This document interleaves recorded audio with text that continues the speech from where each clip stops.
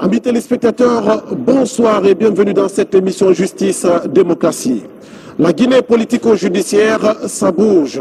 La session budgétaire de l'Assemblée nationale vient de boucler ses travaux ici même à Conakry avec justement des dissensions entre mouvance et opposition sur la question. Pendant ce temps, la Cour des comptes est désormais opérationnelle et la question alimente la chronique au niveau des médias de la République.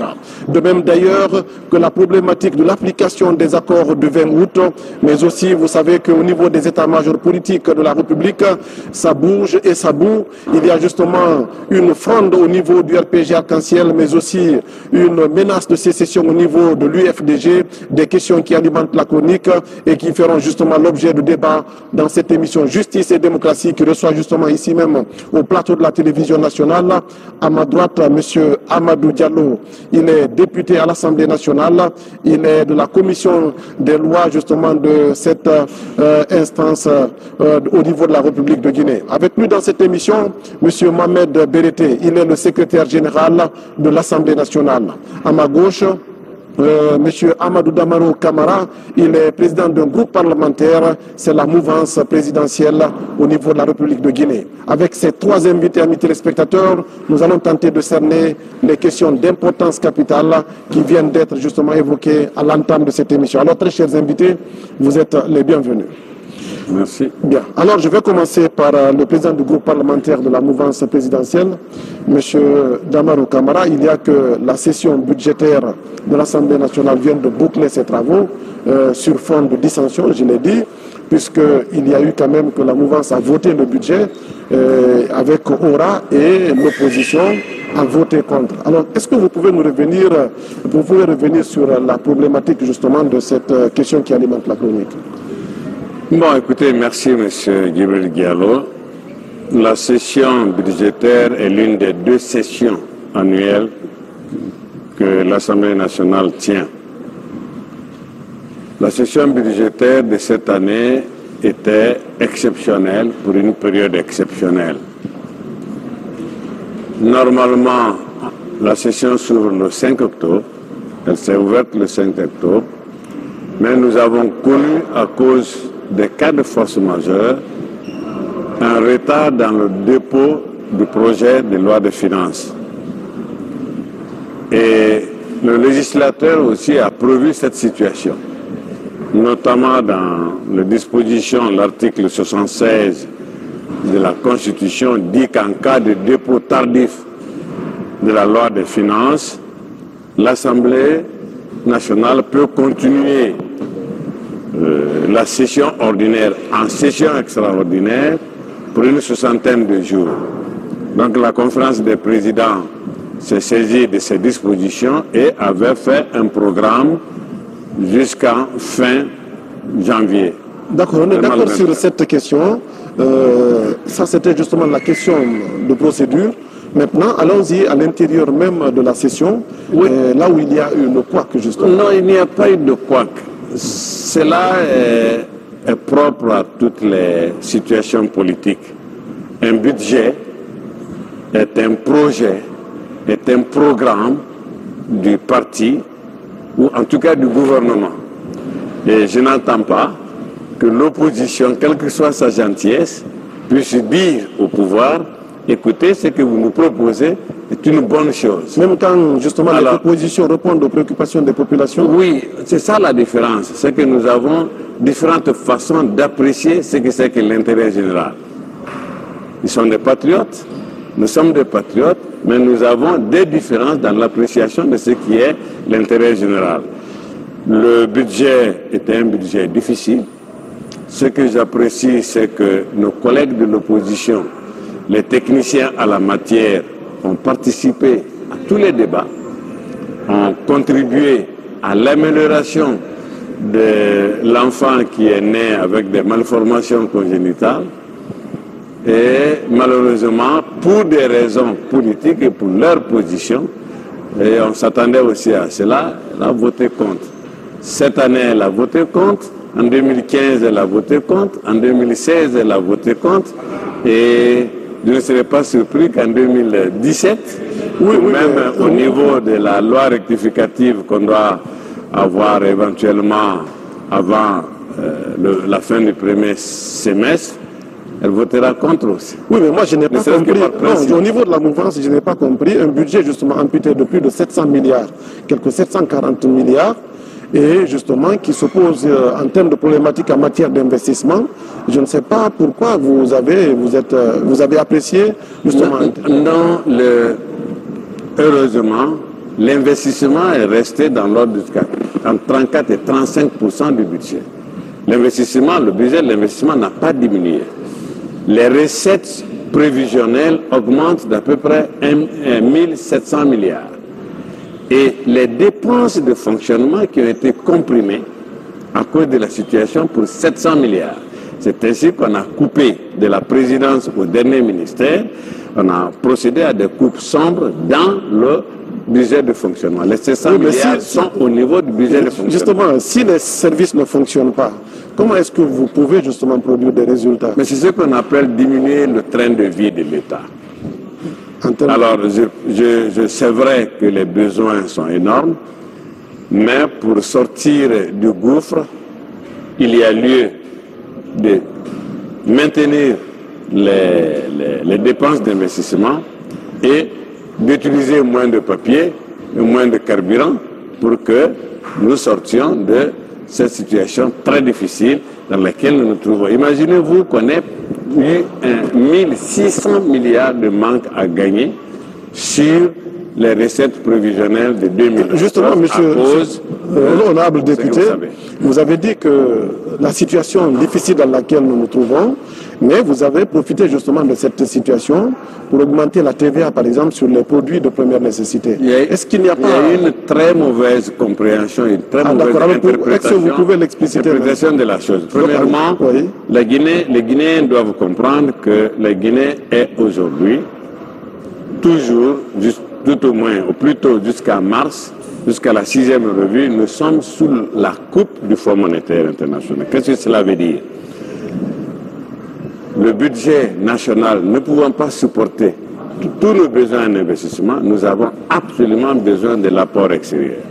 Et malheureusement, aujourd'hui, sur la place financière internationale, le Fonds monétaire est l'organe qui donne le cutus à un pays pour dire aux investisseurs, vous pouvez y aller.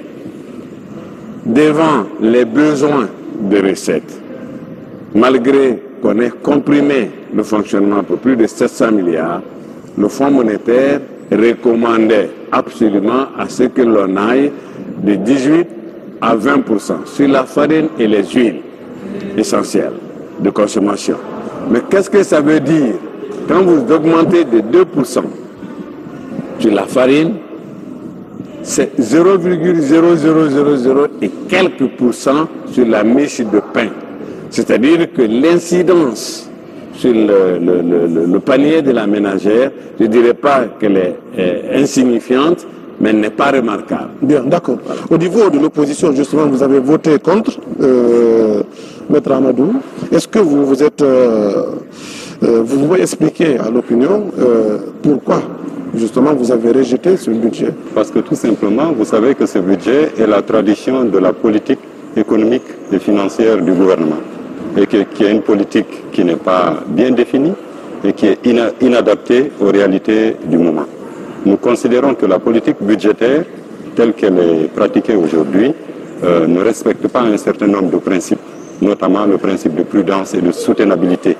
C'est-à-dire que c'est un budget qui n'est pas basé sur des hypothèses macroéconomiques réalistes et sur des estimations de recettes et de dépenses sincères et prudentes.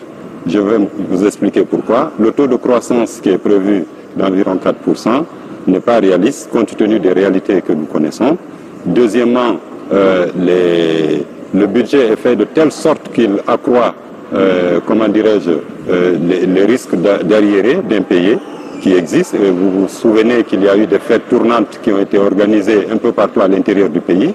Jusqu'à maintenant, il y a des milliards et des milliards d'arriérés qu'il faut payer aux entrepreneurs. Donc tout cela ne concourt pas, disons, au respect du principe de la soutenabilité, ce qui est un principe qui figure au cœur des politiques budgétaires dans toutes les démocraties modernes. Je voudrais ajouter encore par rapport à ça, ce qui explique pourquoi nous avons refusé de voter le budget, c'est que l'endettement au niveau de la Banque centrale continue, c'est-à-dire que l'État continue à avoir des avances auprès de la Banque centrale, ce qui est interdit par la loi organique relative à la loi de finances. Tout à l'heure, mon grand frère parlait de la TVA. La TVA, il y a eu une hausse de 2% sur les 18. On est passé de 18 à 20% pour tous les produits. Et ça n'a pas été gradué. On aurait pu graduer, par exemple, sur les alcools, sur le tabac, sur d'autres produits pour lesquels on n'encourage pas l'importation. On peut avoir un taux de TVA de 18-20%, il n'y a pas de problème. Mais quand vous mettez ce taux-là sur des produits de première nécessité, et vous allez même jusqu'à taxer, parce que ce qu'il faut dire, c'est que pour les produits alimentaires, la farine et les huiles alimentaires, ces produits-là n'étaient pas taxés. Maintenant, ces produits-là sont taxés. Donc, ça peut avoir une incidence directe sur le pouvoir d'achat des Guinéens. Donc, ça aussi, c'est un des motifs pour lesquels on n'a pas voté le budget. Je voudrais rappeler également que la loi de règlement, qui est une loi qui permet de contrôler l'exécution de la loi de finances, qui doit être déposée pendant la deuxième session, donc pendant la session budgétaire, n'a pas été déposée. Ça fait 5 ans que le pouvoir est en place. Voilà 5 ans qu'on n'a pas reçu de loi de règlement pour permettre à l'Assemblée nationale de jouer son rôle de contrôle de l'exécution des lois de finances. Donc, il y a beaucoup d'autres motifs qui justifient le refus de l'opposition de voter ce budget, puisque ce budget n'est en fait que le reflet de la politique économique qui est définie et mise en œuvre par le gouvernement et que nous contestons. D'accord, on verra tout à l'heure les enjeux, les incidences de ce budget sur, disons, le pouvoir d'achat des populations, sur la lutte contre la pauvreté. Mais d'ici là, est-ce que vous partagez l'avis de Maître Amadou, du point de vue alors de Maître Damaro, qui invoque, n'est-ce pas, des cas de relations, par exemple, entre la Guinée et le FMI, pour justifier, n'est-ce pas, le bien fondé de certaines approches concernant ce budget? Oui, absolument. Je pense qu'ils ont abordé chacun en sa manière le problème sous divers angles, et chaque angle se justifiant.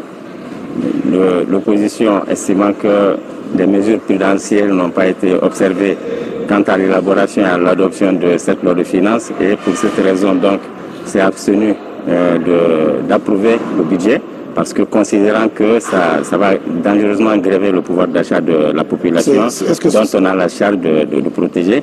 La réaction elle est fondée justement du point de vue... Oui, mais quand vous écoutez l'argument développé par l'honorable Damaro, qui dit que en faisant les calculs, parce que lui il est spécialiste, moi je suis juriste, je ne suis pas économiste, je ne suis pas banquier, mais en faisant les calculs, il nous dit qu'il le reconnaît que ça va avoir une incidence, mais que cette incidence est telle que ça ne sera pas trop sensible, ça ne va pas trop peser sur ce pouvoir d'achat. Donc mettons ce budget en application et voyons ce que ça va produire comme effet. Et ce que je retiens là-dedans, je pense que cette TVA qui a été appliquée aux farines et aux huiles concerne essentiellement les produits à l'importation. Essentiellement les produits à l'importation. Bon, est-ce que vous avez des chiffres concernant, c'est-à-dire quel est le pourcentage justement de l'importation? Si on devait aujourd'hui évaluer ça, quel est le pourcentage qu'on pouvait retenir? L'importation? Oui. Non, je n'ai pas de données chiffrées. C'est-à-dire les produits importés représentent quel pourcentage justement dans l'alimentation des Guinéens au niveau de l'Assemblée nationale? C'est pour dissuader justement, en ce qui concerne ces deux aliments-là, c'est pour dissuader justement l'importation et encourager l'investissement sur place. Et déjà, il y a des industries de fabrication de farine en Guinée. Il y a des industries d'extraction d'huile en Guinée. Donc certainement, c'est pour protéger ces industries. C'est un protectionnisme qui ne dit pas son nom, vous voulez dire? En quelque sorte, il faut protéger nos industries et leur permettre vraiment de clore et de se développer et de prendre vraiment de la proportion et de l'envergure pour être concurrentiel. Pour pouvoir engager la concurrence sur d'autres marchés en dehors du marché guinéen. Voilà, donc si certainement vous n'avez pas voté, adopté ce budget, n'est-ce pas, c'est que vous voulez, comme vous l'avez évoqué, n'est-ce pas, protéger les populations par rapport aux effets pervers que cela peut entraîner. Alors quelles sont les conséquences aujourd'hui immédiates, n'est-ce pas, que vous craignez, n'est-ce pas, par rapport à ce budget aux incidences de ce budget sur les populations? C'est une hausse généralisée des prix. Puisque quand on relève le taux de la TVA de 18 à 20%, forcément on peut craindre une hausse généralisée des prix. C'est-à-dire que tous les prix vont augmenter. Je rappelle que la TVA est payée par les consommateurs. Ce n'est pas les vendeurs qui payent les TVA. Ce sont les consommateurs. Les vendeurs, les entreprises collectent la TVA sur les consommateurs et la reversent à l'État. Donc, on crée une hausse généralisée des prix et vous savez, il y a beaucoup d'arguments par rapport à ça. C'est vrai que mon grand frère a tendance à minimiser les effets sur le panier de la ménagère. On n'est pas des spécialistes pour faire ces calculs, mais il est de règle, il est unanimement admis dans le monde entier, quand il y a hausse d'impôts, notamment de la TVA, forcément, il y a une hausse des prix. Ça c'est clair. Je voudrais ajouter un des motifs qui nous a amené aussi à rejeter le budget, c'est que l'Assemblée nationale n'a pas été associée à la confection de ce budget, conformément à la loi organique relative à la loi de finances, dans le cadre du débat d'orientation budgétaire. Un débat d'orientation budgétaire doit avoir lieu quelques mois avant le dépôt du projet de loi de finances, chaque année. Je voudrais également ajouter que l'idée de force majeure qui est invoquée dans le retard constaté pour le dépôt du projet de loi de finances, ça ne tient pas le coup sur le plan juridique. L'organisation de l'élection présidentielle, ce n'était pas un événement insurmontable et imprévisible. C'était un événement qui était prévisible et qui ne devrait avoir aucun impact sur le fonctionnement. Qui devait être planifié. Non. L'organisation des élections, c'est un événement normal. C'est ce que je dis, ça devait exister. Exactement, et qui ne doit avoir aucun impact sur le fonctionnement normal des institutions. D'accord. Voilà. Alors, honorable Damaro, sur la question justement de l'augmentation des prix, une des craintes justement de l'opposition par rapport à ce budget, est-ce que vous y avez pensé? Vous avez travaillé dans ce sens-là? Je comprends que, avant de répondre à la question, je voudrais d'abord dire que la loi de règlement porte sur les exercices passés. Et aujourd'hui, nous avons au moins 2011, 2012 et 2013, les lois de règlement sont déposées au niveau du bureau de l'Assemblée, auquel ils ont au moins 3 ou 4 personnes qui représentent l'opposition au niveau du bureau de l'Assemblée. Mais nous avons eu pratiquement 15 jours. Et pour examiner sur la demande du chef de l'État, ce qui est aussi légal. Monsieur Diallo, pour qu'on examine un projet de loi, il faut que les députés soient sur place. Le 5 octobre, on était à 6 jours des élections présidentielles. C'était certainement prévisible, mais qui pouvait s'imaginer avoir le quorum des députés à l'Assemblée en train de discuter d'un projet de loi de finances quand chacun voulait faire élire son champion comme chef de l'État. Il faut être réaliste. Il y a le juridisme qui dit qu'on doit commencer... Mais est-ce que ce n'était pas sciemment fait? Parce qu'on savait quand même que les sessions de l'Assemblée nationale sont programmées. Oui, les sessions sont programmées, mais les élections présidentielles devraient avoir lieu. Et vous savez très bien qu'on ne peut pas dire à cause de la session budgétaire à l'Assemblée nationale, on ne peut pas avoir... Maintenant, revenons sur la question... On n'avait pas de TVA l'année dernière.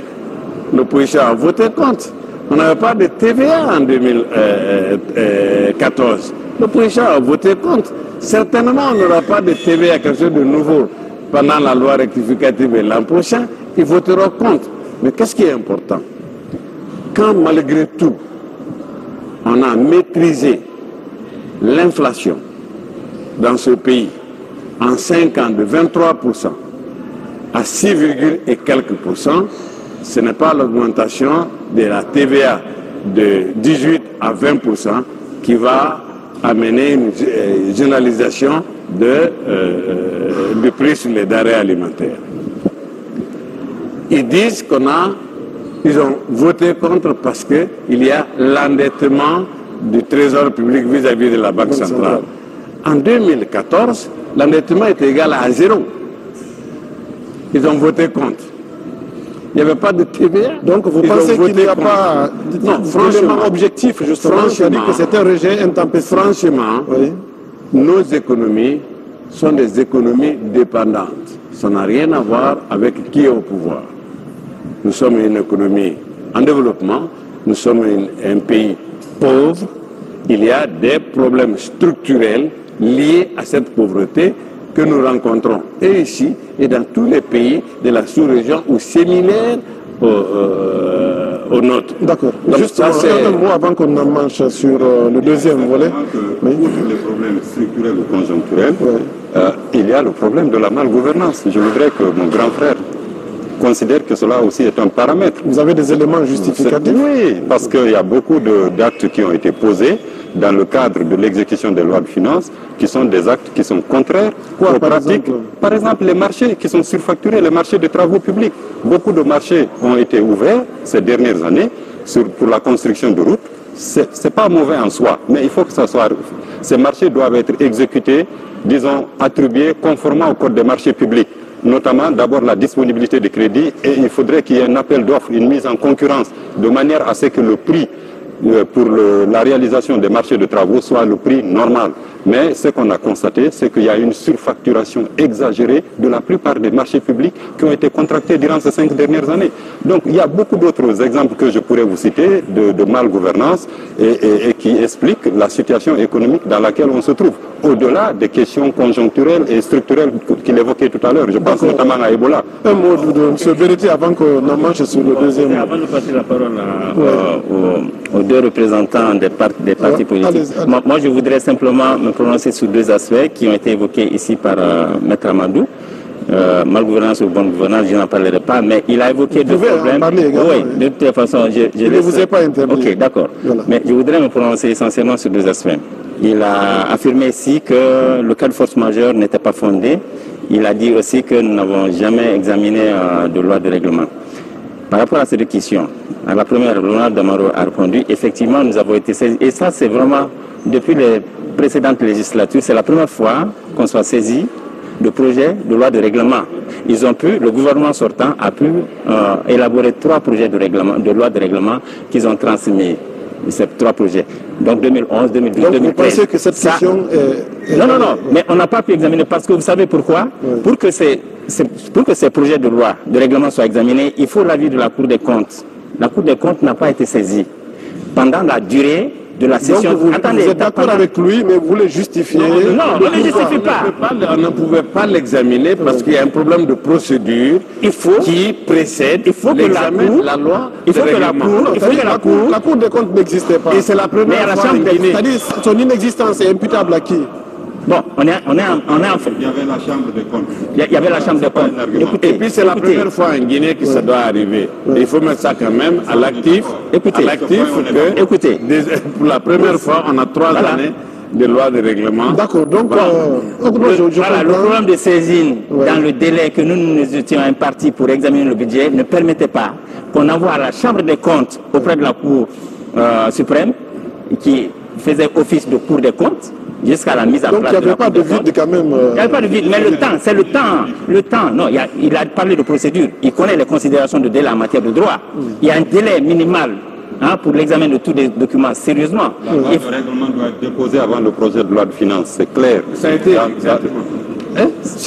Non, le ministre de l'économie et des finances, lors de la présentation du budget, nous a promis de le déposer. Ça veut dire que ça n'a pas été déposé avant le projet de loi de finances. Il a promis même de déposer le projet de loi.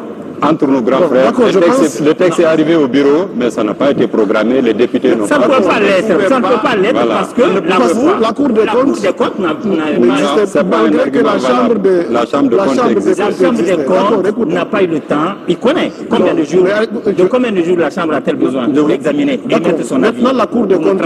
Je voudrais quand même mettre Diallo. Alors en une seconde pour qu'on en marque, parce qu'on a beaucoup d'autres sujets. Rapidement dire que ce listing de ce qu'on appelle malgouvernance, dans leur rapport de refus, de rejet du budget, c'était dommage, mais c'était exactement l'intervention du président de leur parti sur les ondes d'une des radios de la place, qui a été pratiquement repris dans le discours du président du groupe parlementaire, donc pratiquement rédigé avant même qu'on ne finisse d'étudier la loi des finances. Ça n'avait absolument rien à voir avec la loi des finances. Temps pour moi juste de retrouver mes partenaires et je vous retrouve dans quelques 2 petites minutes.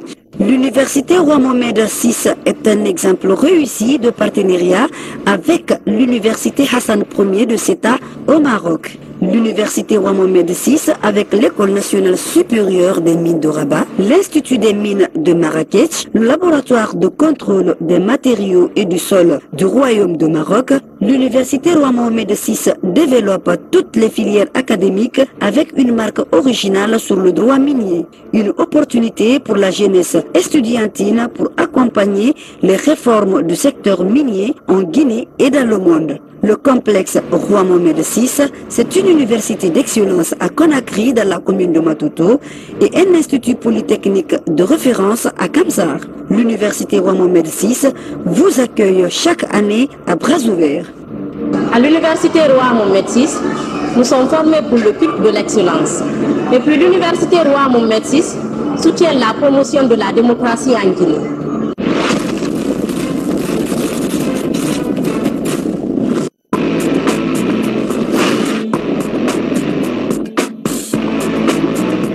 D'accord, il y a un autre...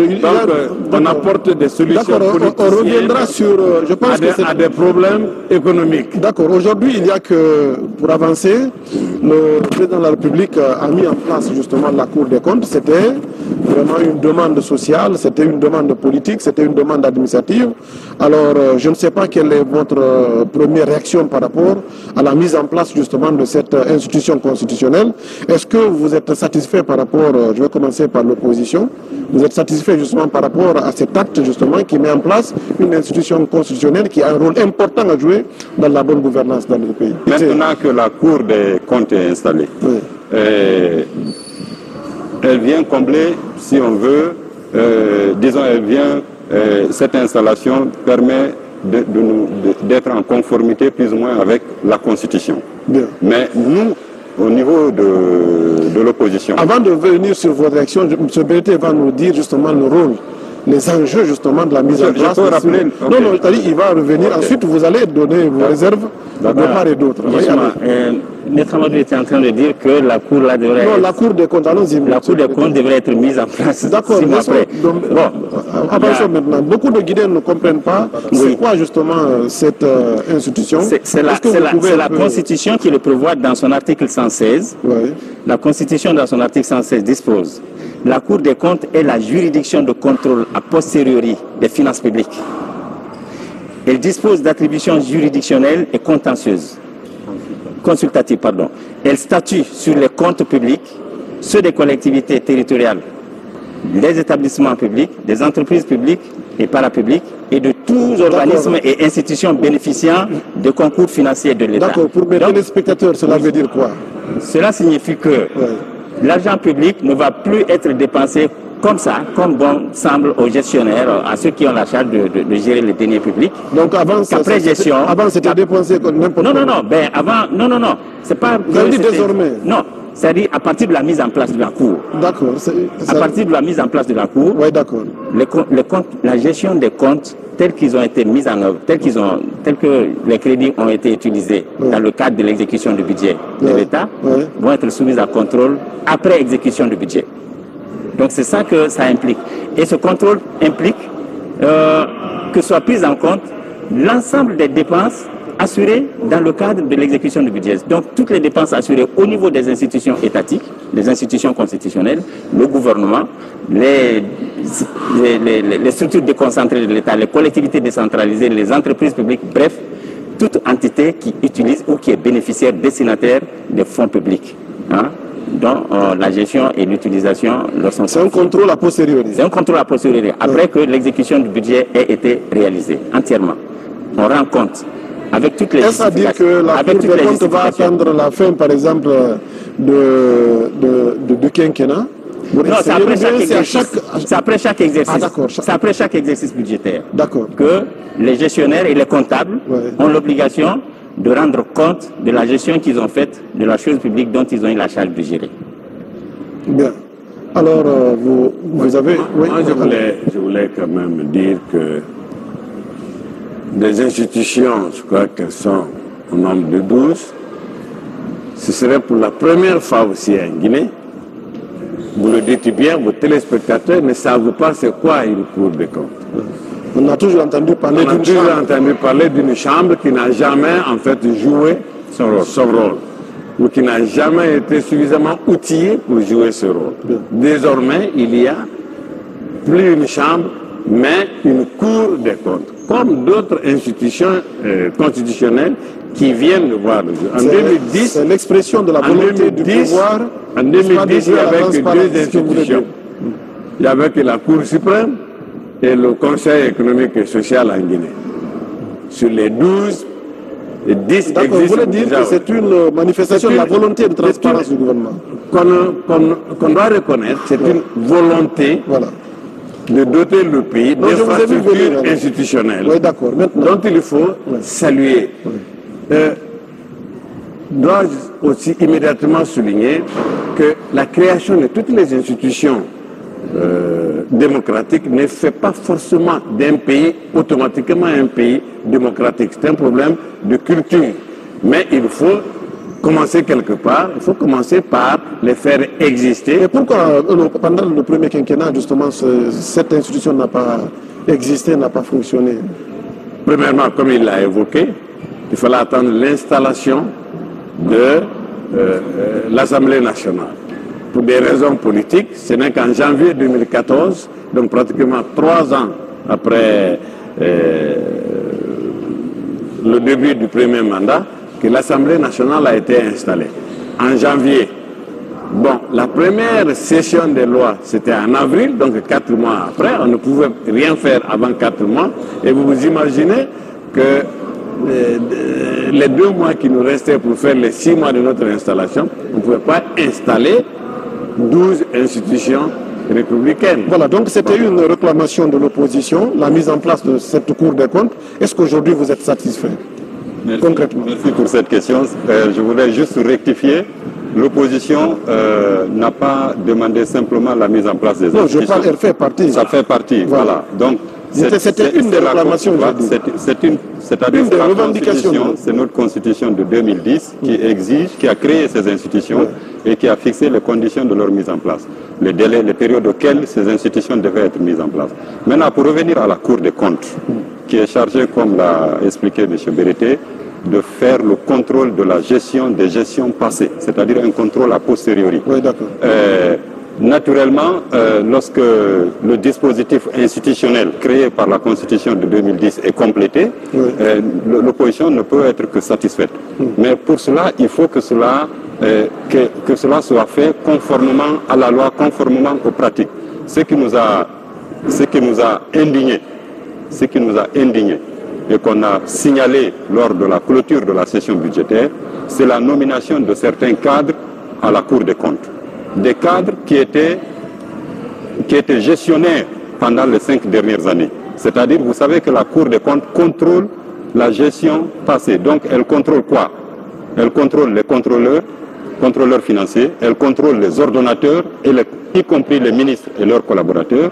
La Cour des comptes est en son sein des personnes qu'elle doit effectivement contrôler, dont elle doit contrôler la gestion.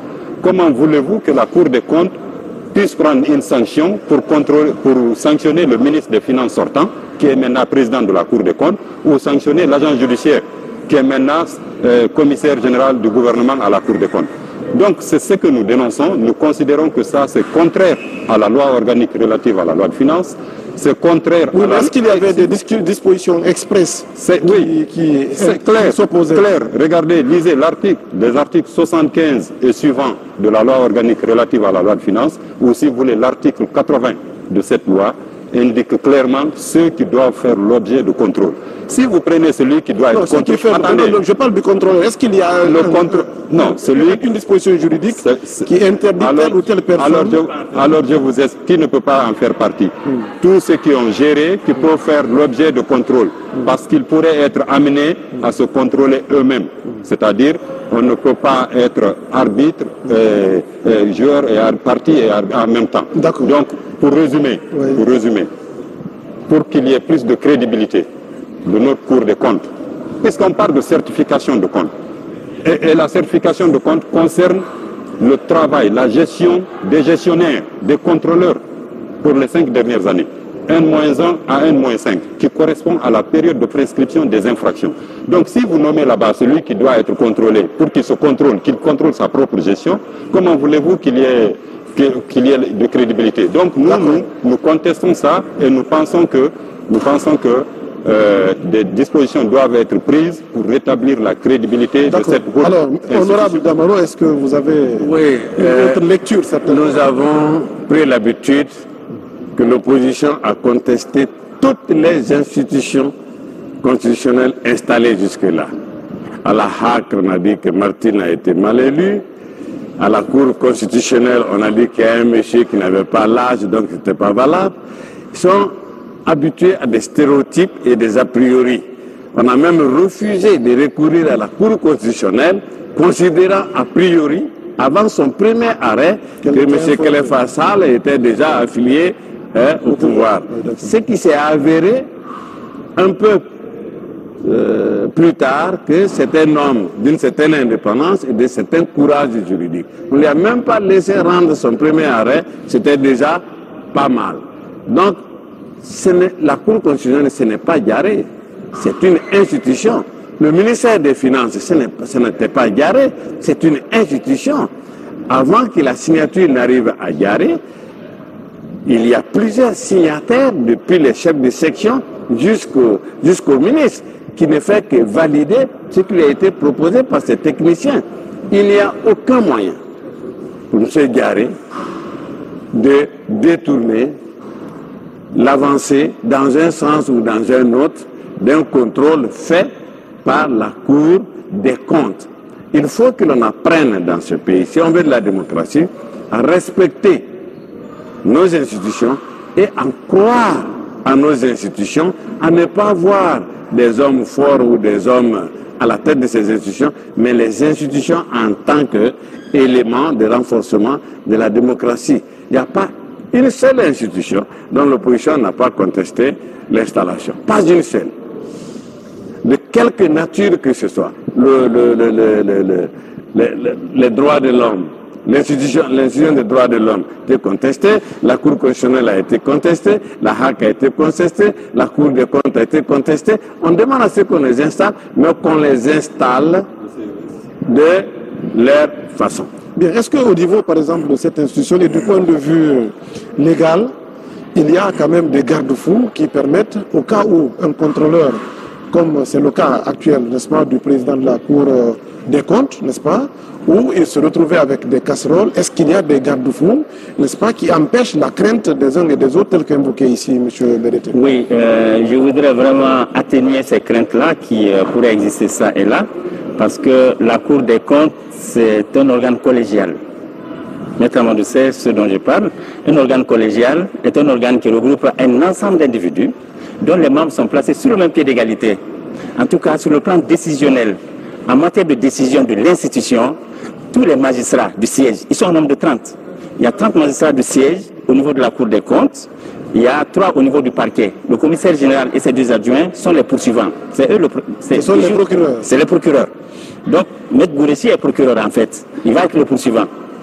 Et M. Diarra est président de l'institution, bien entendu, mais il est entouré de 29 autres personnes qui siègent avec lui. Donc, qui disent le droit, qui jugent les comptes. Donc, ce n'est pas son avis. Il n'a pas à imposer son avis aux autres membres de cette cour-là. La décision est qu'on peut mettre le président en minorité. Alors, si sa gestion doit passer vraiment au contrôle de l'institution, elle y passera. En ce moment, qui va jouer le rôle de président, du point de vue légal, parce que j'imagine qu'il n'y a pas un vide à cet effet. Du point de vue légal, oui, il abandonne son manteau s'il est interpellé. S'il est interpellé pour justifier ou en tout cas pour accorder un quelconque témoignage par rapport à sa gestion, il enlève sa casquette de juge, de président et de juge pour venir répondre devant ses pairs aux questions que ceci lui pose. Je voulais savoir si le texte prévoit justement de façon formelle des dispositions à cet effet. Ce qui se passe, c'est que Maître Amadou rappelle, il n'y a aucune loi qui dise telle et telle personne ne peut pas en faire partie. C'est ça le problème. Donc, or la loi pouvait interdire. Si la loi avait interdit et qu'on y avait violé, on aurait dénoncé. Donc, à ce mais il n'y a moment, pas d'interdiction. Il n'y a pas d'interdiction formelle, c'est par principe qu'il le dit. Parce que c'est par principe. Donc, non, sur la question, est-ce qu'il y a des dispositions, est-ce qu'il y a des dispositions légales qui interdisent telle ou telle personne? Il y a des dispositions légales. Je les ai énumérées tout à l'heure, les articles 75 et suivants de la loi organique relative à la loi de finances, notamment l'article 80 de cette loi, qui dit clairement que l'objet du contrôle de la Cour des comptes, c'est de contrôler les contrôleurs. Attendez, s'il vous plaît. Les contrôleurs, les ordonnateurs, y compris les ministres et leurs collaborateurs, les comptables publics. À partir du moment où le ministre de l'économie et des finances sortant est l'ordonnateur principal du budget, donc le contrôle doit porter sur sa gestion. Donc ça, comment vous... Non, c'est pas... C'est-à-dire c'est la mission principale. Je voulais savoir si expressement, c'est-à-dire il y a une disposition qui dit... Donc de manière implicite. Oui, de manière implicite. Non, il n'y a pas de disposition express. Non, voilà, ça veut dire... Non, c'est une interprétation, je comprends. Non, là, c'est pas... Tout ce qui n'est pas interdit, il dit en de telle matière. Non, il dit de manière implicite. À nous du droit discrétionnaire du chef de l'État de nommer qui. C'est pas ça qu'on remet en cause. C'est pas ça qu'on remet en cause. Ce qu'on remet en cause, c'est le non-respect des lois de la République, en particulier la loi organique relative. D'accord. Attendez, je vais terminer. C'est-à-dire que, prenez l'exemple d'un directeur général de société qui vient d'être démis de ses fonctions. Est-ce que vous pouvez le nommer tout de suite commissaire aux comptes pour certifier les comptes qu'il a lui-même gérés? Est-ce que ça c'est possible? C'est de façon implicite. On n'a pas besoin de sortir de Harvard ou de la Sorbonne pour comprendre que la personne la plus contre-indiquée pour occuper ce poste-là, c'est justement ce frère-là. Mais il n'y a rien de personnel. Attendez, je termine. Il n'y a rien de personnel. C'est le monsieur qui est l'un des plus compétents, qui a évolué au ministère des Finances pendant toutes ces années. Mais à partir du moment où on n'a pas observé la période morte de 5 ans de prescription, il ne peut pas contrôler sa propre gestion. Après la période de 5 ans, c'est la personne la mieux indiquée pour être à ce poste. Là, vous émettez des avis. Moi, ma préoccupation, c'était de savoir s'il y avait des dispositions expresses qui disaient... Je dis oui, la réponse est oui, mais une interprétation votre réaction est implicite, pas de façon explicite. La réponse est oui. Là, elle n'est pas expresse. Alors, je voudrais, si elle n'est pas expresse, regarder les pratiques internationales. Non, en France, c'est autre chose. Non, la Guinée n'est pas un pays isolé. Regardez les pratiques internationales. En France, lorsqu'on doit nommer quelqu'un à la Cour des comptes, quand il est issu d'un ministère, s'il n'a pas observé le délai de prescription, là-bas c'est 6 ans, s'il n'a pas observé le délai de prescription, on rejette, on le refuse. Pourquoi? Parce qu'il pourrait être amené, en étant à la Cour des comptes, de contrôler sa propre gestion. D'accord. Pour éviter ce conflit d'intérêts. Juste un mot sur la question, on va avancer parce qu'on a un autre sujet. D'accord. Vous pouvez vérifier. Mais c'est pas dans notre législation. En 30 secondes. Notre législation est inspirée de meilleures pratiques. D'accord. En 30 secondes. Attendez, en 30 secondes.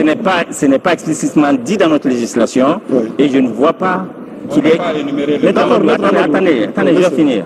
Je pense qu'il n'y a pas de risque tel qu'on est tenté d'exagérer ces risques potentiels qui pourraient s'attacher à cela. Je vous ai dit que c'est un organe collégial. Or, vous savez, le mode de fonctionnement des organes collégiaux, le président n'est pas supérieur aux autres membres, aux autres juges. Il n'assure que... Non, laissez-le terminer, je vous en prie. En séance de travail, en plénière, il conduit les débats, il assure la police des débats, mais lorsqu'il s'agit de voter, il a une voix, comme tous les autres membres. Surtout que c'est une juridiction. Oui, exactement. Quand il se retire là pour aller statuer sur les affaires, il a la même voix que les autres. Il n'a aucun point de vue à imposer aux autres en dehors de leur consentement. Donc, les questions sont mises à voix. Donc, c'est par vote qu'on adopte les décisions. On peut mettre le président en minorité. Si c'est sa gestion qui est concernée, sa gestion antérieure, parce qu'il n'y a pas de dédoublement fonctionnel ici, il faut que... Il n'y a pas de si. Pour le moment, c'est bien ça. Je vais finir. Pour le moment, elle n'est pas mise en cause. Attendez, je vais finir. Il n'y a pas de mise en cause pour le moment. Non, mise en cause. De toutes les façons, toutes les gestions antérieures doivent être contrôlées. Non, je dis pour le moment. Oui. Pour le moment, ça doit être contrôlé. Maintenant, si c'est sa gestion qui fera l'objet de contrôle au niveau de cette installation, ça fera mettre à Amadou. Attendez-moi, je vous ai jamais interrompu. Laissez-moi parler. Ça fera l'objet de contrôle. Naturellement, tous ceux qui ont eu à gérer les deniers publics, à dépenser l'argent public, vont avoir leur gestion contrôlée. C'est clair.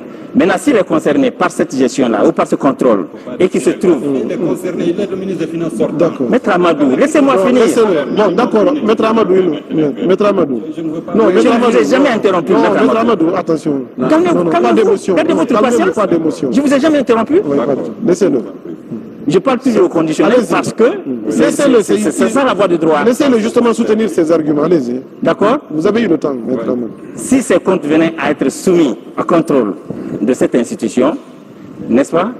Lui, il sera écouté comme témoin, ou en tout cas, il doit répondre aux questions de ses pairs sur la gestion qu'il aura faite. D'accord. Donc, les 29 suffisent largement pour juger de la gestion de l'actuel président de la Cour. D'accord, la question reste en suspens. On reviendra je voudrais aussi quand même dire que dans la gestion des ministères, tous les actes de mauvaise gestion ne sont pas de la faute ou de l'erreur du ministre. Donc vous parlez de l'imputabilité. Absolument. La question de l'imputabilité. Absolument. C'est-à-dire... Ça veut dire qu'il peut y avoir des mauvaises gestions. Et je peux présumer qu'il y en a eu, à un niveau ou à un autre. Ça peut ne pas être forcément... Mais dans tous les cas, les crimes économiques sont imprescriptibles, un, et deuxièmement, la responsabilité pénale. Il doit avoir une responsabilité civile et une responsabilité morale. Il ne peut pas être impliqué dans ces manifestations. Bon, j'ai comme l'impression que... Non, j'étais l'avocat du diable, vraiment. Parce que ça, c'est indéfendable. D'accord, bien. Donc, il y a aujourd'hui que dans le paysage politique guinéen, on a comme l'impression qu'il y a une recomposition, parce que c'est quand même très surprenant qu'au sortir de la présidentielle, où le RPG Arc-en-Ciel est sorti, n'est-ce pas, victorieux, qu'il y ait front à ce niveau. Est-ce qu'aujourd'hui, et par rapport pour nos nombreux téléspectateurs, M. Amadou Damaro Camara, qui est vraiment une référence dans la mouvance, est-ce que vous pouvez nous expliquer un peu qu'est-ce qui justifie ce couac? Bon, écoutez, parce qu'effectivement, au niveau de l'UFDG aussi, il y a une menace de sécession. On reviendra juste sur ça. Le RPG est un grand parti qui a une frange de jeunes qui se sont battus au sein de ce parti. Il y a probablement à leur niveau une certaine vision qui n'est pas forcément dans son entièreté celle du professeur Alpha Condé.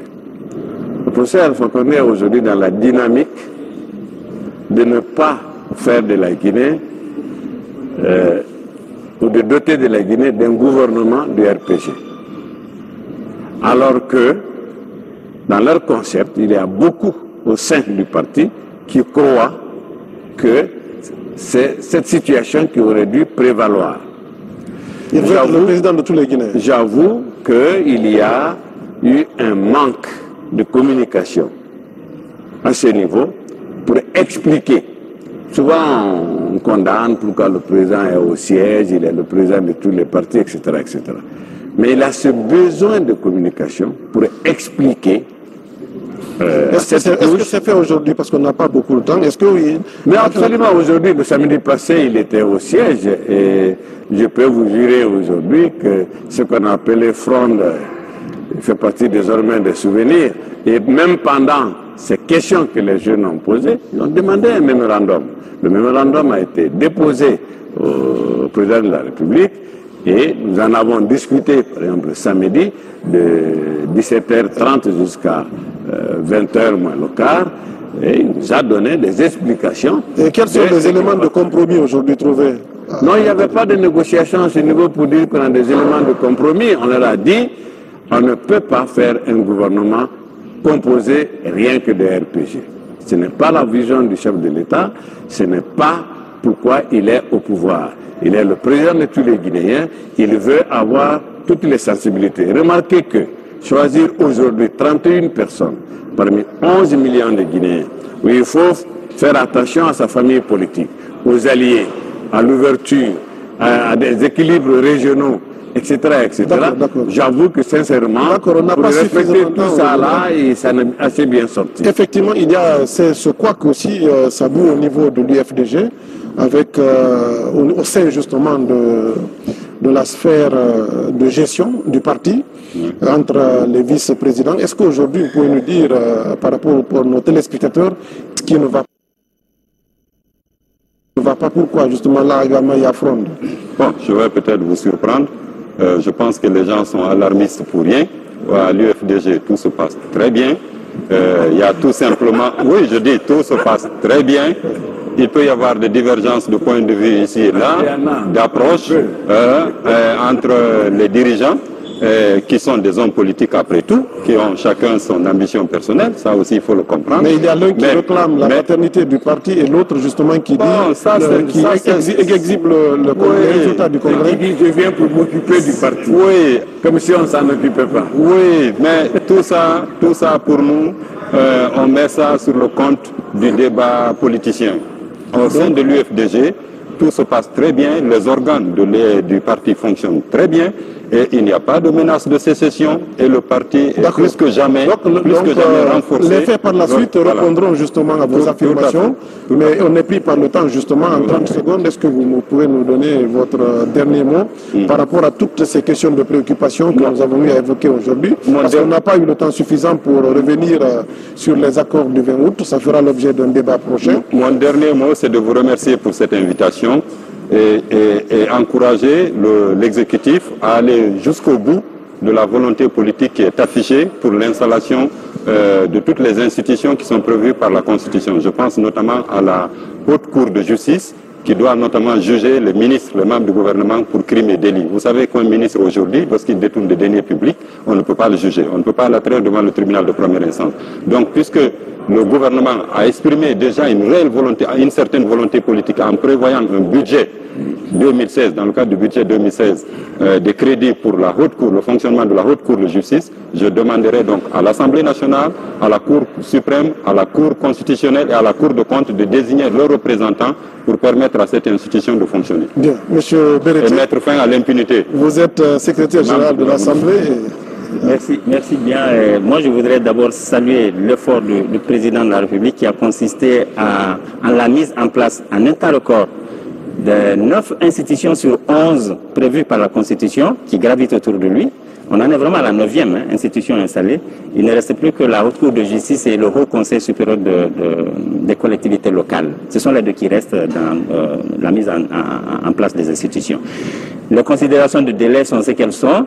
La loi nous impartit des délais, mais Dieu seul sait qu'on a des contraintes devant nous qui nous retiennent et qui empêchent que ces contraintes-là soient respectées. Mais le rythme imprimé à l'institutionnalisation est satisfaisant. D'accord, 30 secondes. Monsieur. Je voudrais simplement dire qu'avec le professeur Alpha Condé, le progrès est en marche.